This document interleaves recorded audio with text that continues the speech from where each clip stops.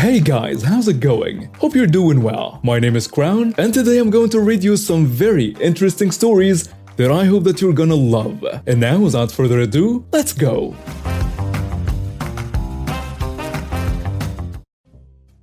This all took place 5 years ago, so some parts may not be verbatim, but I will do my best to recount this story. At this time, I had just purchased my first house, but told no one about it. I wasn't even dating at this time. It was a huge 3-bedroom townhouse well outside of the nearest city, and it came with 10 acres of land. Somehow, word had gotten around that I had just bought a house. I hadn't even moved in at this point. It wasn't long before my entitled aunt found out and apparently made plans to move in and live there despite the fact I hadn't even moved in yet. It wasn't long before I got a call from her. The first thing out of her mouth on this call was not so much as a hello first, to make sure I have a key when I arrive and move in. I'm like, excuse me, move in? Yes, I'm going to live there and I'll allow you to live there too, as long as you don't cause issues and get loud. I told her, no, you're not moving into my house. I will be thrown out if you try. I'm packing my stuff now, she said, as if my word was meaningless. And I'll be there first thing tomorrow, and you had better have my key in hand then. And she hung up. As a result, I called the cops, who put me in touch with the local sheriff's department. I explained what was going on, so they told me they would have a patrol check the property from time to time and run off anyone that was not supposed to be there, and would arrest those that refused to leave. As it turns out, my entitled aunt tried to go to the property that night and drop some of her stuff off, but was caught by the patrol and told her to leave. When she said it was her house, they told her no, it wasn't, and the owner does not want anyone on his property, having to threaten to arrest her if she refused to leave. She called my phone number within an hour at about 11 p.m. and started yelling about the sheriff's running her off, and I just hung up on her and unplugged my phone for the night. I got up about 4 a.m. that morning and plugged my phone in and found my voice message box full of repeated messages from her about how dare I not answer my phone and have her run off from her house. Yes, she actually said her house. Later that morning, I called the sheriff again and requested an officer to be there at the house in case she came back, and arranged the time for my arrival. On my arrival, a sheriff met me at the house. It was less than 30 minutes until my entitled aunt arrived with a carload of her personals and immediately walked up to me and demanded her key. You're not getting a key and you're not living here no matter what you think. She blew up at this point and started shouting how it was her house and how she was going to live there whether I wanted her to or not. I just smiled, closed the door in front of her, and locked it in front of her. She of course tried to grab the keys from me, which I simply put in my pocket and told her, "Tell that to the sheriff standing behind you." She screamed, "Nonsense! You're not keeping me out of my house!" I looked past her and said, "See? What did I tell you?" At that, a loud came from behind her. "Ma'am, you have to leave the property or you will be arrested for trespassing." She turned with a sour look on her face, getting ready to unleash another tirade on whoever was behind her, and instead made a strangled sound and her face went white as a sheet. "Ma'am, this man does not want you on his property. As of now, you're considered trespassing and will be arrested if you refuse to leave and cease harassing this gentleman. Before you go, auntie," she hates when I call her that, "just because you want something does not mean you're going to get it, such as my new house. If I ever see you on my property again without my permission, I will have you arrested and have your car towed at your expense. If looks could kill, I'll be dead several times over from the glares she was giving me. Better yet, you're not going to be allowed to come here again. And I don't care if you become homeless or how badly you need a place to live. Now leave before you get arrested and have to pay to get your car back after it gets towed." She left, giving me a dirty look on her face to the car, prompting a sharp rebuke from the sheriff. To this day, she has been going around telling anyone that will listen about how I robbed her of her new house and how she's going to get her house back someday. That's going to be a problem for her. Since then, I have improved the property and sold it for a tidy profit to a really nice but takes no crap couple and bought a new property with more acreage. About 25 more acres and no one is telling her I moved.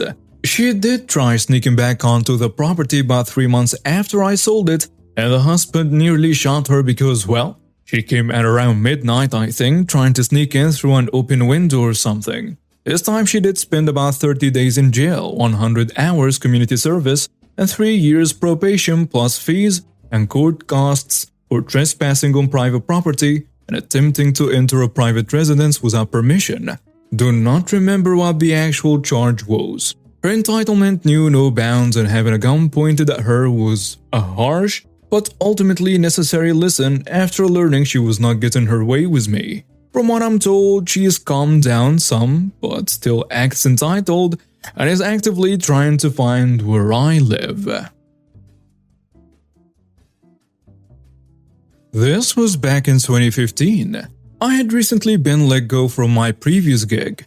My dad had just been diagnosed with cancer, and due to my less than killer performance in channel partner sales, they needed me to start working weekends. Of course, this was a non-starter with my dad being sick, so we shook hands and we went our separate ways. No hard feelings. But now, I'm out of work. A month or two later, I was offered a great job with a large company that was a sizable bump in pay and a much better title. So of course I accepted, but I had to move across the country to take this job. But it was worth it. And that seemed to be on the mend and the cancer seemed to be in remission. So I felt okay with moving away. At the time I lived about 30 minutes away from my parents. The new company was a massive short-term lending company with over 1,000 locations across the US.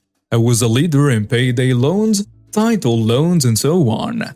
I didn't love the idea of working for one of these type companies, but I figured people make poor financial decisions all the time, and no one is forcing them to take the loan, and they likely understand what they are getting into. Important note. My job at Company A was basically to line up partnerships to help drive referrals to us from people looking for loans, but they didn't qualify for a real bank loan and so on. I quickly ramped up the monthly revenue to 1 mil plus per month in just a few months being there. Everyone was nice, seemed like a good gig, except for one ex-army a-hole, who I'll call Sergeant A-hole, who would make snarky comments about everyone. Watch the clock and report you to HR if you came in at 9:05 instead of 9, leaving at 4:45, not 5 p.m., and so on. You get the picture. Part of my job was to audit the three-party applications to verify the loans that occurred, and the loan balance/amount to calculate the referral commission for the affiliates. Basic due diligence, but I had to look at the contract for the loan they signed and the accompanying terms and conditions, and that's when I started seeing red flags left and right. People on welfare and social security taking loans against their card title with payment terms they would never be able to pay back. Old ladies taking out a personal loan against her SS payments to help pay for their grandkids' school books and so on. Just heartbreaking scenarios. Having a background in business finance and business law from college, I knew they were royally screwed the moment they signed back contracts. I would eventually lose their only car through repossession, be forced to sign over social security checks to make do on a loan, as they unfortunately agreed to that in the contract. Just awful things. I started bringing this up to any executive or leader that would listen. They all said okay, but no change happened. I think we all felt super bad as a group about this company deep down, but it's our livelihood. Around this point, my gut kept telling me to document this and keep it for some reason. I didn't know what I would do with it at the time. I just felt this urge to do so. So I did. I stayed and started collecting every bit of information I could find on them, coercing people, even illiterate people, into signing the loan. I saw this in person multiple times doing store audits, basically using sleazy used car salesman tactics to close a loan. Company A intentionally not explaining that the 28% interest is monthly, not annual, and you have to basically close a loan every month it's not paid in full, and sign a new one every month with new interest, carry over from the previous balance plus new fees, several hundred per new loan, basically every month, and overall just taking full advantage of desperate, financially illiterate people. Fully knowing they couldn't ever pay off the loan and they would milk them for every dollar, then repo their car and sell at auction, or threaten to make the past loan payments known to their employer and threaten to garnish wages. Just horribly bad, mean-spirited business practices. I hated it and hated Company A, and everyone in leadership that knew this was happening and basically said, "This is our business practices, it's legal." I knew full well it was not legal or ethical. I followed my gut instinct and had one of those mini handheld scanners that would print off every CFPB federal violation I came across. I'd scan it and save it/compile it at home on an SD card. Fast forward a few months, my birthday is coming up, and I had planned to take a week off to celebrate with my family back home. Was my dad very sick at this point? I knew this was likely my last birthday with him. We had a blast. Definitely top 5 family memories of all time. We lived it up and did everything we could think of together. The time came to go back to work in another state, and I didn't want to leave but told my mom I will come back home in a heartbeat when you need me to. I get back from PTO the next day Monday and mom calls me Dad is in very bad shape. I run it by Awesome Boss and he says, "Don't talk, go home, come back when you're ready." Awesome. Amazing guy with a huge heart. He will always have a special place in my heart for that response. I understood work was not important right now. For context, Sergeant A-hole was passed over for Awesome Boss job, but it was given to Awesome Boss instead, so from day one Sergeant A-hole had it out for all of us, and he wanted that gig. I was determined to get it by any means necessary. Day 2, Tuesday back home, Awesome Boss calls me, tells me he's been fired. Apparently Sergeant A-hole complained to the CEO and COO about his lax approach to his team, letting me just leave without approval and so on. And now Sergeant A-hole is my boss, and Awesome Boss lets me know that Sergeant A-hole will probably fire me too once I get back. So wanted to give me a heads up with everything else I was dealing with.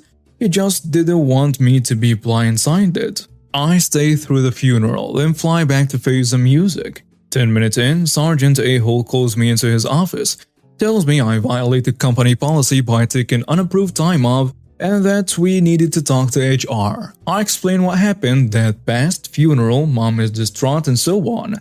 And he says, "I'm sorry that happened, but company policy doesn't excuse that." The lady in HR felt so bad I had to be fired by the COO nonetheless. I tell her I've only been here for 4 months, and I spent all my savings relocating down here for the job. This really puts me in a difficult financial situation. She says she'll work hard to get me some severance, as I don't qualify for unemployment yet, being there for just a few months. Sergeant A-hole chimes in. "Well, you wouldn't qualify anyways. You're being fired for non-compliance and excessive absences." Okay, what the hell, dude? HR called me on the phone the next day saying Sergeant A-hole contacted the COO to make sure I didn't get any severance. So now I'm broke. 5 months into a 12-month lease with no money and no job. I am up crap creek without a paddle. I was out my go-to guy, my dad in this situation. I had to sell most of my stuff, pack up and move home to live with my mom. Now comes this righteous revenge. I tried to be civil, but the new boss and the executive team played dirty. The time of reckoning is now. I remembered my database of incriminating practices that violated CFPB guidelines. Call up Awesome Boss to get his feedback and advice, and he wants to help. Now we have a team. We spent the next several weeks building a massive file to submit to the Consumer Financial Protection Bureau for unfair and predatory lending practices by Company A, which we were somewhat complicit in, but both voiced our concerns, but we needed to make this right. We knew we had been part of this monster, and it's the least we should do to correct it. I gave everything I had to my awesome boss, now teammates, and we provided the CFPP everything I had seen in the brick-and-mortar locations, all the incriminating docs I had, and gave 2 detailed written statements of our concerns about Company A to the CFPP to their investigation under the condition of anonymity. We never heard back and assumed nothing would come out of it, but we did our best to right this wrong we had participated in. Unknown to us, there were thousands of complaints against Company A by consumers. An awesome boss let me know he heard from them, and what we provided helped them build their cases against Company A. Awesome boss calls me about 5 months later, now early 2016, to let me know that CFPP called him and something is about to happen. This led to a fairly large consumer protection investigation into Company A, unknown to me and Awesome Boss at the time. But another several months passed and I didn't hear or see anything. So I figured that they hired some top-shelf lawyers and made it go away. That is until June of 2016. While drinking coffee and applying for new jobs at my mom's house one morning, I was watching CNBC, and when I heard Company A's name come up, I turned to watch and see that they are getting hit with huge fines, legal fees, and their business has to basically stop all business until the case is resolved. They ended up being levied almost $10 million in fines, over $20 million in legal fees, and lost out on about $50 million in revenue, while the government pressed pause on their operation, all thanks to Sergeant A-Hole, which I later found out from a previous co-owner that Sergeant A-Hole was fired and thrown under the bus for not reporting employee complaints to the executive team. But they knew full well I told the COO multiple times what we were doing is probably illegal, but they made Sergeant A-Hole the sacrificial lamb in this case. To this day, there are still tons of pending class action lawsuits and regional government actions against them, but it's worked out well for me personally. Mom was so glad I was back home. She was having such a hard time without Dad around. They were married for 35 years. I took my downtime to learn a new career that pays much better, and I love my new career and post-Company A life. And it felt good to watch that cesspool of a company get their comeuppance on behalf of everyone they lied to, stole from, and screwed over. As Grandma always said, some third sink and some float to the top. In the end, they all get flushed. I was very happy to see this floating turd get flushed. And now we have reached the end of today's stories. Thank you for watching and see you next time.